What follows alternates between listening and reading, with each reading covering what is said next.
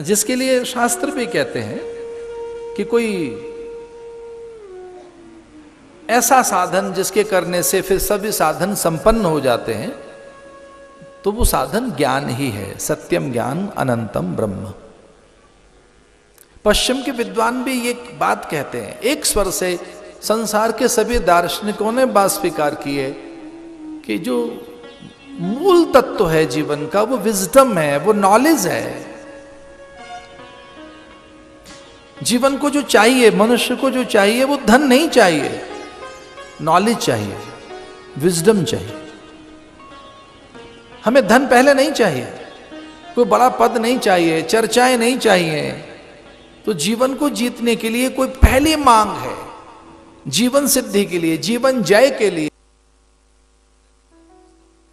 Knowledge, और जिसमें सारे दर्द समाये, जिसमें सारी पीड़ाएं समाई हैं, जिसमें सारी कठिनाइयां समाई हैं, वो कौन सी चीज है? जो सारी दुखों की जननी है, वो है अज्ञान। Ignorance is the root cause.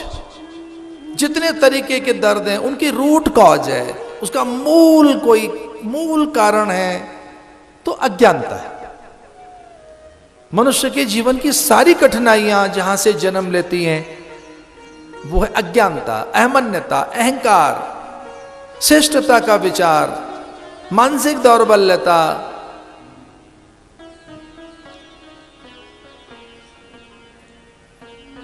तो मति, तुलसी बाबा लिखते हैं कि सत्संग में मति का निर्माण होगा, बौद्धिकता जगेगी, मनीषा जगेगी, निर्णय कर सकोगे, शुभ संकल्प जगेंगे, अच्छे विचार आप में पैदा होंगे। मति, कीर्ति, तो इस जगह कीर्ति चाहते हैं आप, क्योंकि मनुष्य, आप जानते हो क्या चाहते हैं? सब क्या चाहता है? सबसे पहले हम सारे मनुष्य क्या चाहते हैं? हम सारे मनुष्यों की एक ही मांग है, और वह जिजीविषा। हम जीना चाहते हैं, हम प्राण चाहते हैं। अन्न हमारी बाद में मांग है, जल भी हमारी बाद की मांग है। हमारी पहली मांग है प्राण और जीवन।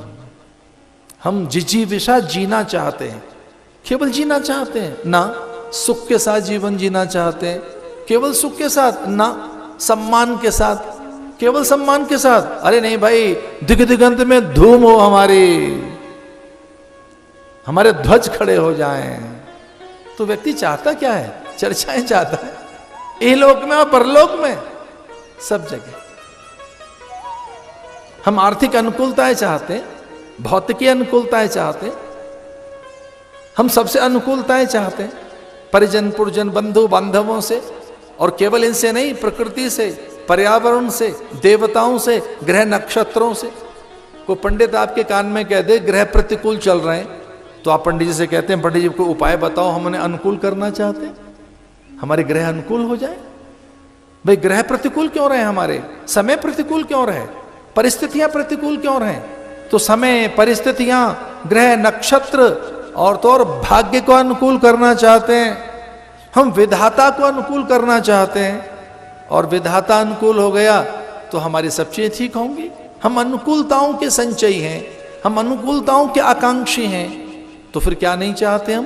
प्रतिकूलताएं, विषमताएं, दौर्भाग्य, दुर्बलताएं हम नहीं चाहते। तो ये सब चीजें मिलेंगी कहां से? मति, जहां सुमति तह संपत्ति नाना, मति से।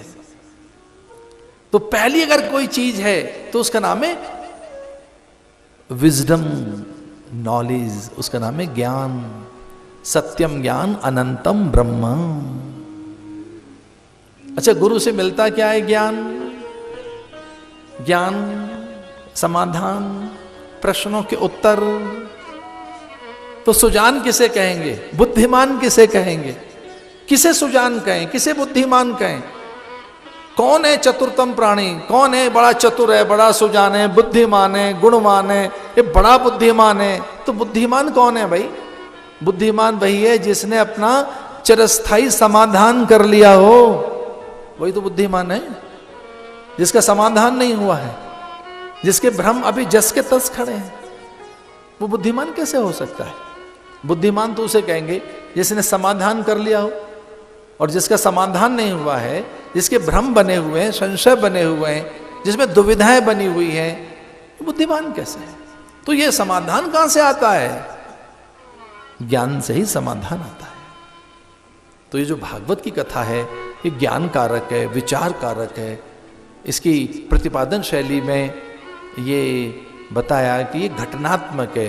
कुछ कुछ घटनाएं आपके सामने आएंगी, उनमें आप चरित्र दिखोगे, खुद ही पात्र दिखोगे, खुद ही एक किरदार दिखोगे। लगेगा कोई चित्र चल रहा है आपके सामने और मैं उसमें एक पात्र हूं, तो कभी आप स्वयं को देखोगे, अपने आप को देखोगे। उसमें जो पात्र हैं वो बहुत ही निकट दिखेंगे, अपने से दिखेंगे, लगेगा मेरी बात चल रही है। घटनात्मक कथा है। कुछ घटनाएं आपको आपके साथ जोड़ेंगी। उपदेशात्मक कथा है। इस कथा में कभी ऐसा लगेगा ये उपदेश तो मेरे लिए है, ये जो बात कही जा रही है ये उपदेश मेरे लिए है, और उपदेश के अभाव में जीवन अधूरा है। जीवन में प्रगति चाहते हो तो उपदेश धारण करो, मान्य करो, उसका अनुसरण करो। उपदेश जिस दिन रुचिकर लगने लगेगा, एक घटना घटेगी आपके जीवन में। जिस दिन भी आपको उपदेश रुचिकर लगा, जिस दिन भी उपदेश आपको हितकर लगा, तो एक घटना घटेगी आपके जीवन में। और घटना पता है कौन सी है? आत्म सुधार। आप में सुधार की मांग बलवती हो जाएगी। मुझे सुधरना चाहिए, वाणी के धरातल पर, विचार के धरातल पर, दृष्टि के धरातल पर, कर्म के धरातल पर। क्योंकि उपदेश आप में आत्मनिरीक्षण की भावना को बलवती बनाता है। इस कथा में उपदेश आपको सुनाई देंगे, आपके आसपास खड़े हो जाएंगे। वो उपदेश आपके भीतर आत्मनिरीक्षण की आग जगा देंगे कि खुद को समझना है, खुद को जानना है। और जिस दिन भी आत्मनिरीक्षण आपने कर लिया, खुद को समझने लगे, एक भी दिन आंख बंद करके खुद को टटोलने लगे, तो आप में सुधार की मांग पैदा हो जाएगी। और जिस दिन आप सुधरने लगे,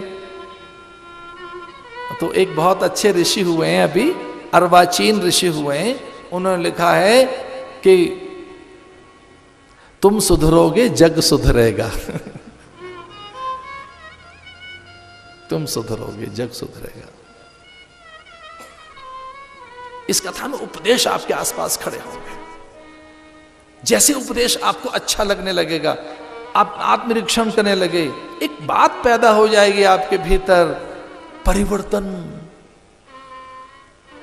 हम आध्यात्मिक व्यक्ति किसे माने? जो परिवर्तन का आकांक्षी बन गया, जिसमें परिवर्तन की आग जग गई है। आप में फायर नहीं हुआ है, आप में स्पार्क ही नहीं हुआ है, तो कैसे परिवर्तन करोगे? बदलने की आग जिस दिन आपके भीतर लग जाए कि मुझे बदलना है, अच्छा होना है, सही होना है, सही होकर जीना है, तो इसका अर्थ है उपदेश परिणाम पैदा करने लगे। तो कथा उपदेशात्मक है। एक और चीज है इस कथा में, स्तुत्यात्मक है। स्तुति करना, अर्चना करना, साधना करना सिखा देती है। स्तुत्यात्मक हम कैसे करें? हम बोलें कैसे, चलें कैसे, देखें कैसे, व्यवहार कैसे करें? स्तुति का अर्थ केवल देवताओं की स्तुति नहीं, संवाद भी है उसमें, व्यवहार भी।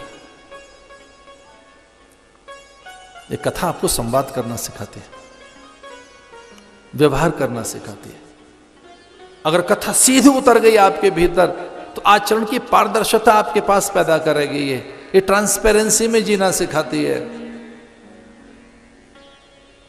एक और भी है इस कथा की बात, ये घटनात्मक है, उपदेशात्मक है, ये कथा स्तुत्यात्मक है। एक और बात भी है, ये कथा गीतात्मक है। मेलोडी है इसमें, रिदम है, इस कथा में नाद है, मिठास है, रूखी सूखी नहीं है, बहुत कठिन नहीं है। और हाँ, ऐसी इस बात का तो मैं भी पक्षधर हूं कि ऐसी बातें न बताई जाए इसमें पंडित की पेचीदगियां हों, ग्रंथों की जटिलताएं हों, उसका तो मैं भी पक्षधर हूं। ऐसी बात मत करो जो ना हो सके, पूरी ना हो सके। वो बात बोली जाए जो लगे कि हाँ हम फॉलो कर सकते हैं। गीतात्मक है, ये गीता है, इसमें गीत हैं। पांडव गीता, हंस गीता, कपिल गीता, गर्भ गीता, एक गीतात्मक कथा है। इसमें अनेक गीताएं छुपी हुई हैं। ये गीतात्मक है कथा, गीत है ये कथा।